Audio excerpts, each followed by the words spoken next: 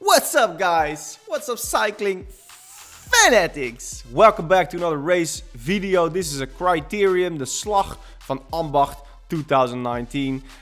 This is a Dutch Criterium. And that's what this is about. This video is about to show what Dutch Criteriums are like. It's so different than the stuff I do in Los Angeles. I raced Criteriums in LA area, SoCal, and I raced in the Netherlands. But I've not been racing Criteriums for a long time in Holland. 2017 I started racing on the road, and I started with Criteriums, and then I switched to the elite category and I went to road races. Now, these road races are totally different. I think my style of riding fits Criteriums a little bit better, so I'm thinking about switching back to the crits. And this Criterium was basically my first crit of the year. I've done one where my bike broke after 2 laps.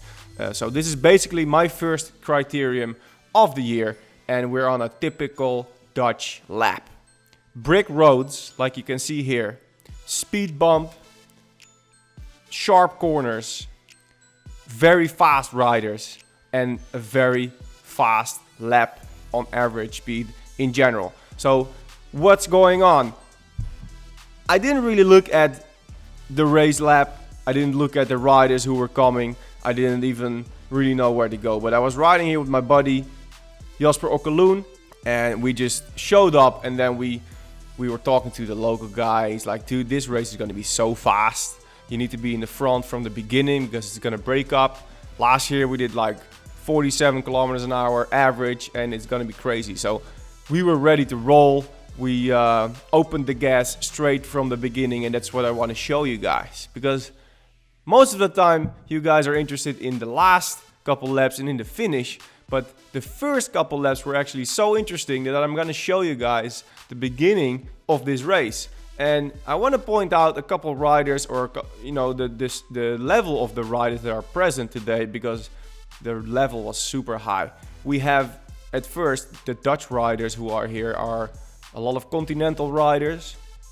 We have a guy from Beat. He was Piotr Havik. He was winning from Pro Tour, World Tour riders last week in the race, in a road race. We've got the guy in front of me right now from the Cannondale Drapak Australia team. They're in Europe for a while to race a bunch of European races. They showed up with their entire team, which they did a very good job in racing as a team.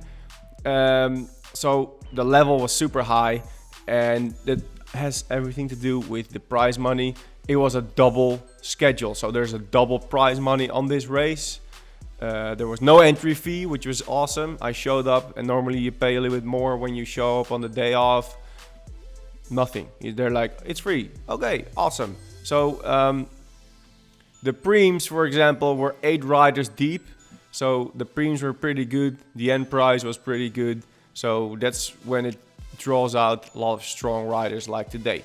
So as I said, I'm going to show you the first couple laps. We've already been around the course. So if you have paid attention, you would have seen that it's very fast. The speed that you see right now is totally off. You can see at the top right, the track layout, that the GPS is doing all kinds of strange things. We're going like 45 to 50 kilometers an hour right now, and it says 20. So that's wrong. Just look at the footage. This corner, probably the most important corner of the race. Why? Because there's a few corners after it which were very hard to overtake riders. Right here we have a speed bump. Then we go onto the brick road. These bricks were not that bumpy, but still, bricks are always a little bit bumpy. As you can see right now, it's starting to go to single file, and it's still fast. Big acceleration out of these corners, and now we've got one corner to go to the finishing street, and then it was full gas and high speed. So here we go to the last corner, up to the finishing street. We open the gas, and it's very fast. The guy in front of me had problems with his bike. You can hear his bike making a lot of clacking sounds. I think he dropped out of the race a little bit after, because every time he started pushing power, his bike was just like clack, clack, clack. So not good. So I heard that. I wanted to overtake him pretty quick. Like I said, this part of the race, super fast. It's nice, smooth tarmac. And we were doing 40-50k an hour on this part every time. The corner that's coming up now, like I said, was the most important corner. What's going on? We have 10 riders wide, all sprinting to go in this corner. It was crazy. Almost every single lap, it was a sprint to this corner to get into position. This whole race was a matter of position, position, position. Nobody wanted in the back because you had this massive accordion effect in the back because of these sharp corners. And because the speed was so high, after these sharp corners, every time you had to accelerate to about 50 kilometers an hour. So that takes so much energy to do that every single time that it's better to stay in the front because it's less surgery. You can carry more momentum, more speed through the corners. You don't have to brake as hard, and then you don't have to accelerate as hard. Right now, that last corner, I had a lot of problems with that corner. I don't know why. I felt like I could go through the corner with a lot of speed, but I couldn't start pedaling soon enough.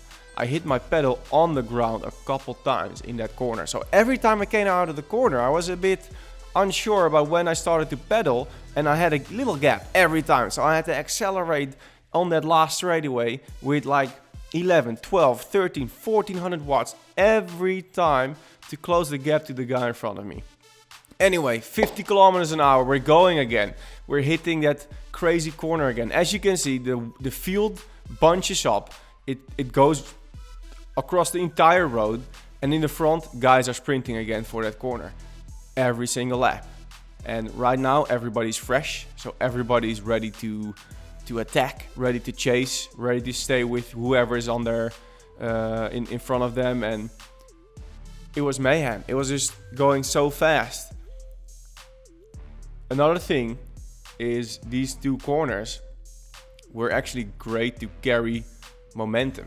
I want to show you a couple moments where I had a little gap to the guy in front of me, but I would just carry more speed, and without accelerating after the corner, I would just, close the gap and carry that momentum through that corner. I will show that later in this video. So this lap was only about a kilometer or 1100 meters long. This criterium is 90 kilometers, so that means 80 laps. 80 laps on this short circuit. So there was a lot of corners, a lot of bends, and a lot of laps. It was kind of crazy. And still, the end of the day, we had an average speed of, I think, 46 kilometers an hour. So that's super high. And the power was pretty high. So the average power is 300, the normalized power is 345 watts on this race. So that's pretty high for a crit. I mean, half of the time you don't even pedal. Going through these corners again, there was a pothole there just at the apex of the turn, so that was kind of difficult. This was a bit bumpy and boom, crash. There was a crash. My buddy Jordi from my team, he got in that crash. Luckily, nothing really happened. He could get up on his bike and start riding again. He actually did really good. He ended up in a good place. Right now, I'm going on the outside of the corners. I noticed by watching these videos during riding, I had the feeling that going on the outside would be better for me to cut the corners from the outside and carry more speed. And sometimes it did, but in general, I find out by watching these videos back, it's probably better to stay on the inside. So as you're approaching the corner and you're about to half wheel the guy in front of you, or overlap wheels is what I meant to say. If you're overlapping wheels, it's probably better to overlap wheels on the inside. Because if you overlap wheels on the outside, you're stuck and somebody else can get in your inside and they will most certainly overtake you. Whereas if you overlap him on the inside, at least you have some place to go. Unless he shuts the door on you, you'll go into the fence, because there's fences on the insides of these corners. Like here, I'm on the outside of the corner. Right now it's okay. I can just accelerate slowly and and stay on this wheel. But I'm going on the outside again. A lot of times I went on the outside and I actually got overtaken while I was carrying more speed, and I would actually have been able to overtake the guy in front of me. So I'm gonna try this in the next race to pay attention to when I turn into a corner.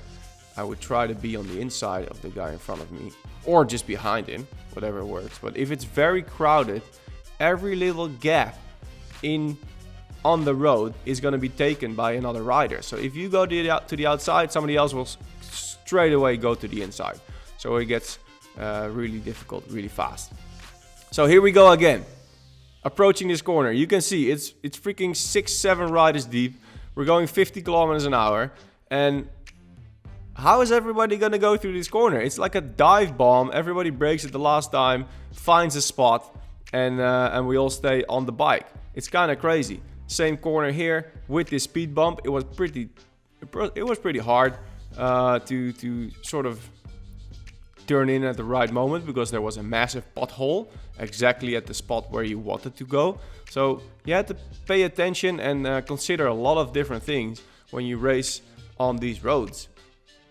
And that's typical in the Netherlands. This is a typical Dutch crit. Speed bumps, fast section, and then a lot of bricks. Again, out of the corner, 1000 watts, easy. Out of every corner it was 1000 watts. In these Dutch crits with the sharp corners, there's no way you can preserve all your matches if you're a sprinter. It's not like, oh, I'm just gonna sit in the peloton and carry speed and I'm gonna do 250 watts average and never, never accelerate hard. Now, if you try to do that, you're out the back within 2 laps because you need to accelerate to keep the wheel of the guy in front of you. If you don't do that, first of all, the rest is gonna be very mad because you leave a lot of gaps that somebody else will need to close. But the other thing is, people will just overtake you straight away after the corners or going into the next corner, and then you're gonna slide back and slide back and slide back until you're out the back and you're just out of the race. So that's really how it goes. Right now, again, through these corners, like I said, everybody's still fresh, so it's bunched up a lot. So let's have a look at how these corners were when the rest got a little bit more tired. Well, everybody got a little bit more tired, and how it looks when we're further up in the race.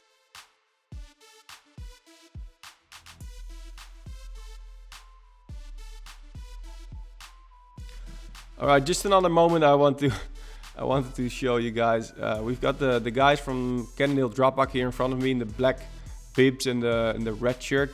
I don't want to spread too much crap about these guys, but they were taking this race maybe a little bit too seriously. They were riding great. I mean, their teamwork was really good. But a lot of these guys that are racing, like me, have a day job or a family or whatever. So although they race super fierce and very serious, they also think about not dying during a lap like this. But these guys from Australia, they were going full gas, man. And what you see right here is this guy, he gets squeezed a little bit in between 2 riders and he just starts freaking head bumping right to the right here. And then maybe he got a little bit mad, but right now he's like pushing, boom, left, right. It was going crazy. And other riders were noticing it and they were like, dude, what's going on? What are these guys doing? So it was kind of sketchy, and I think they had a little notice from the organization. They started at the speaker. They called like, the Australian riders should keep their line. All Australian riders should keep their line, which was maybe a little bit generalizing, but anyway, after that happened, it went a little bit better. So yeah, grid racing gets kind of crazy sometimes, and we're not even halfway in this race. So there was no real reason to start pushing each other like that on a straight part of the race. It's not like you're going for $1,000 prize. It's not the last lap of the day. If it would have been the last lap, then, you know, I could understand you start pushing a little bit more or take more risk for your position, but not halfway into the race. Okay, 40 kilometers into the race, coming up to start finish, and they ring the bell. They're ringing the bell, so that's a preem lap. And these preems are 8 riders deep. So the first 8 riders get a preem, and these preems were pretty good. In the crits in LA, it's always only the first rider gets $100 or 50. Usually it's $50 preems for the first one that crosses the finish. In the Netherlands, it's the first 3 or the first 5 or the first 8 in this case who get a preem. And the preems are divided. So, but in this race, like I said, the prize money was high. So first prize would be a pretty good preem. And then even if you get like 5th or 6th, it would be worth to go for a little sprint. So right now it's going crazy. We've got a lot of riders dive bombing this corner again. And let's see how this preem lap goes. I was a little bit far from the back.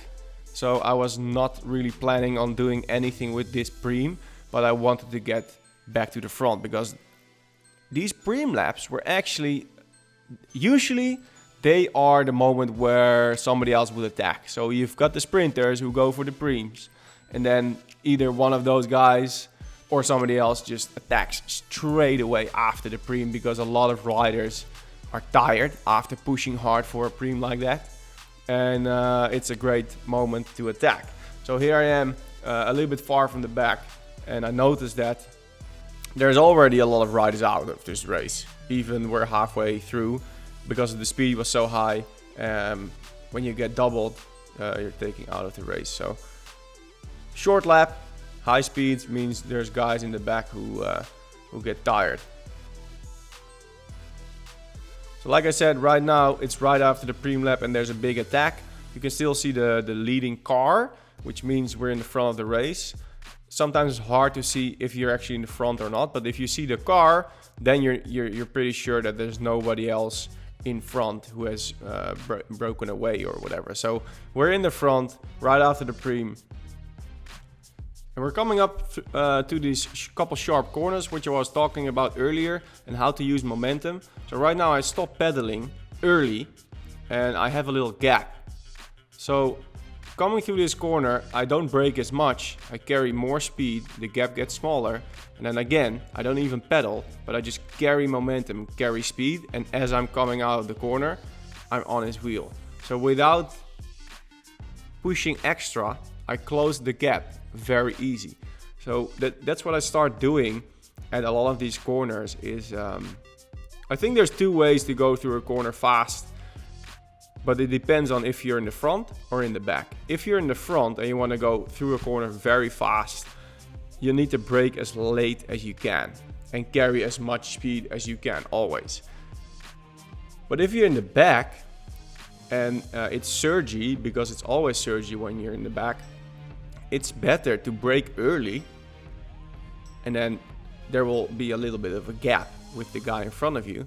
Then as you go through the corner, you will release your brakes earlier than the guy in front of you. You keep higher speed and through the corner you'll keep the momentum and close the gap.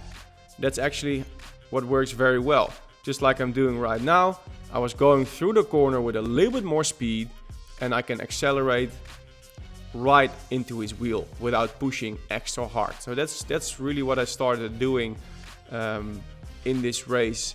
But it doesn't really work when you're in the group, in the peloton, because if there's guys next to you and you leave a gap, they just go straight into the gap. So it only works when the speed is very high and it's very stretched out, or where you're completely in the back of the field. That's when it works very great. Now these guys from Australia, the Drapak team, they were racing as a team very well. I have to say that they were really cooperating very good. I think they were like the only team who was really present as a team. I had one guy from my team who was there, but in general these crits are very individual. I think a difference with crits in the USA is that's really the races that it's all about.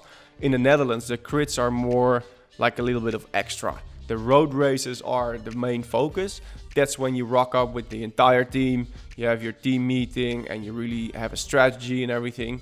In the crits, you know, even these pro teams, they would just rock up, they shake each other's hand. It's like, hey, how you doing? And they go into the race. And they might not close the gap to each other like as they would to another rider, but it's not like they're fully gonna go into a team tactics and don't try to break away together or something. It's like everybody just tries to have the best result of themselves, and you consider your other teammates, you take them into account, but it's more individualistic than I think than the big road races. But these guys from Australia, they really seem to really race as a team. And right now there's one guy up the road. Well, there was like 2 or 3 riders up the road, but there's one guy from the Australian team, from the Cannondale Drapak team. And the other riders were doing a very good job at disrupting the chase. Right now, I was taking a pull in the front. We've got this Electo rider in the blue, and then on his tail, straight away, is the guy from Drapak. And he just stays on his tail. He doesn't pull through, he doesn't do anything, he just stays on his tail. And the Electo rider will continue through these 2 corners, and then as we come at the finishing street, he flicks his arm, and that's really when you can see that this rider will not do anything. So I immediately overtake from the back. So I skip him. I skip the Australian rider to keep the flow and to keep the chase going. Okay, so we are approaching the end of the race. Like I said, I wanted to show you guys how it's different from when everybody's fresh versus everybody's tired. As I did before, I leave a gap here coming up to these sharp corners, and I just carry a little bit more speed to come through these corners. I don't really have to pedal, and then I'm on his wheel again. So that's really one of the techniques I use a lot. I feel like I can carry a lot of speed through corners in general, so that's a way for me to save energy a little bit, because I have to accelerate with high power numbers after these corners anyway. So this is a way to reduce that a little bit. Coming up to the last straight, we're on a preem lap, so it's actually sprinting for a prize right now. I had a little gap, which is like the sprinter's gap, so I start accelerating and I can use my momentum to overtake here and then at least get a prize. It was the first 8th, like I said, and I think I got 7th. So that's a prize. And now you can see that this is the difference from when the riders are tired. We are about 15 kilometers towards the finish. The first car is right there, so I'm in the front of the race. And everybody starts looking around. On the first couple laps, this would have been going super fast. It would be either single file in a straight line, or it would be completely bunched up and still going really fast. Now, it's spread out. Everybody's looking left and right to each other, waiting for somebody to attack. So that's really a difference, and that's really the moment that you need to pay attention and to sort of maybe even wait for in a race, because this is the time when you want to attack. These are the moments where when the momentum of the group dies down, when the speed goes down, and you have a little hole that you can squeeze through and you have more speed and you can carry on and attack at that moment, that's the best moment. I'm not really good at it yet, so I miss a lot of opportunities to attack. In this race, I was actually feeling very good, apart from my seat dropping about 5 centimeters in the first 10 minutes. So I was actually racing with a seat that was sliding down during the race, which gave me very crappy feeling in my legs. I had a pain in my back from that, because it happened in the first 10 minutes. So I was pretty much racing an hour and 45 minutes with a seat that was way too low. And I just was standing on the bike as much as I could. Like accelerating out of the corners, I was just doing a standing acceleration all the time to because it was even better than just to keep sitting down. Right now again, one lap later, as you can see, it's spread out. It's random. There's a guy on the left, there's a guy on the right. In the beginning of the race, this would be either single file full gas or it would all be bunched up. I'm trying to pay attention to who is attacking and who's not. I have a couple guys on my radar that I wanted to follow if they would attack. And I felt like, at this moment, I actually felt like I could have, I would have been strong enough to jump to a break or to jump with somebody and ride away. But I just missed the moment. I didn't get into a good moment to catch anyone or to ride off with anyone. So I ended up sort of in the field sprint in this race. In the last, I think 2 laps to go, there were 3 or 4 riders who jumped away. Like I said, I missed that. I didn't go with them. And then I went into the field sprint and it was total chaos. There's no lead out train on criteriums like this. Like I said, there's no team who really has a team except for the Cannondale guys here from Australia.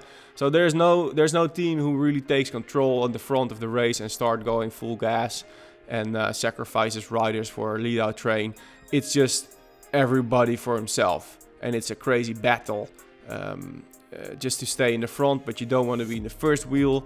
And at the end, that crazy corner that I've been talking about all video long, you could see that actually as the finishing line. If you come through that corner fast and in the front, you will probably have a very good position. Now my camera unfortunately did not make it to the end of the race. I thought I could film this race with my GoPro, which has a little bit better image quality, but the battery doesn't last for 2 hours. So the camera died.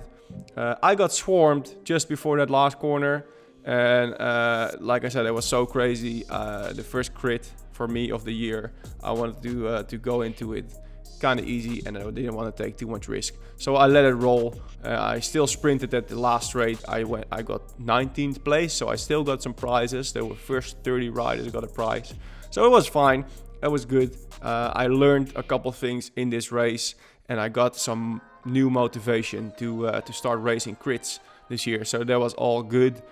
Guys, if you have any comments, you can leave them down below. Don't forget to give me a like on the video. It's a lot of work producing these videos, so I appreciate if you guys leave a comment and if you help me out by maybe sharing these videos. Thanks for watching. I'm gonna see you next time. See ya!